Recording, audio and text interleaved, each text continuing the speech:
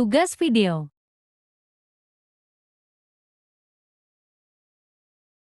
7 hal cara mengatasi karyawan yang tidak disiplin. Pertama, memantau tanpa diketahui karyawan. Cara pertama dalam mengatasi karyawan yang tidak adalah mencoba memantaunya tanpa diketahui. Pantauan ini bisa Anda lakukan dari hasil kerja dan gerak-geriknya. Ketepatan deadline seluruh pekerjaan juga dapat Anda pantau secara seksama. Kedua, langsung bertanya pada karyawan. Setiap orang memiliki permasalahan di luar urusan pekerjaan. Apakah karyawan tersebut ada masalah sehingga membuatnya tidak disiplin? Daripada Anda hanya bertanya-tanya sendiri, sebaiknya langsung tanyakan kepada karyawan. Tidak hanya karena masalah eksternal saja, bisa saja karyawan menjadi tidak disiplin karena ada permasalahan di dalam kantor. Dimulai dari perbedaan pendapat, ada konflik dengan rekan satu kantor, atau perlakuan yang tidak baik. Jangan lupa cari tahu dari sudut pandang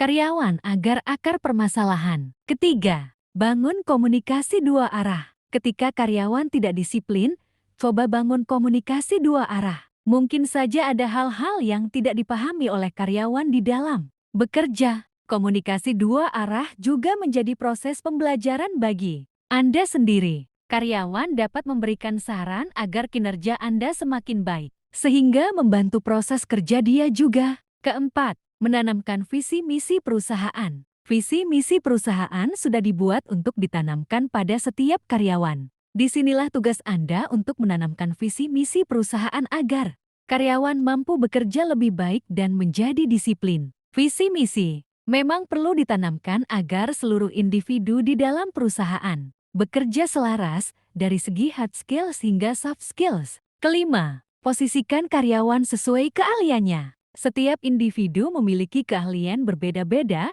namun ada kondisi berbeda ketika berbicara mengenai dunia profesional. Terkadang ada karyawan yang tidak diposisikan sesuai keahliannya. Inilah yang akhirnya membuat motivasi kerja karyawan berkurang hingga membuatnya tidak disiplin.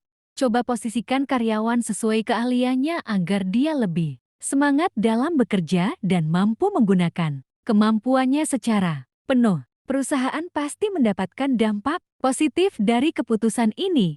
Keenam, berikan penghargaan. Jangan lupa untuk memberikan penghargaan kepada karyawan yang memang berprestasi dan telah memberikan kontribusi besar. Terkadang, ada saja perusahaan yang melupakan hal ini, padahal karyawan sudah bekerja sepenuh hati di dalam kesehariannya. Jika budaya tidak memberikan penghargaan ini tetap dipertahankan, jangan aneh ketika melihat karyawan mengalami penurunan performa hingga menjadi tak disiplin. Ketujuh, menjadi teladan yang baik. Karyawan membutuhkan role model yang tepat di dalam bekerja. Tentu saja Anda harus menjadi teladan yang baik bagi mereka. Jika Anda sendiri tidak disiplin, apakah karyawan dapat tetap disiplin? Tentu saja tidak. Mereka malah menganggap bahwa tindakan tidak disiplin yang Anda lakukan terhitung wajar. Oleh karena itu, mari menjadi teladan yang baik bagi karyawan lain mulai sekarang. Terima kasih.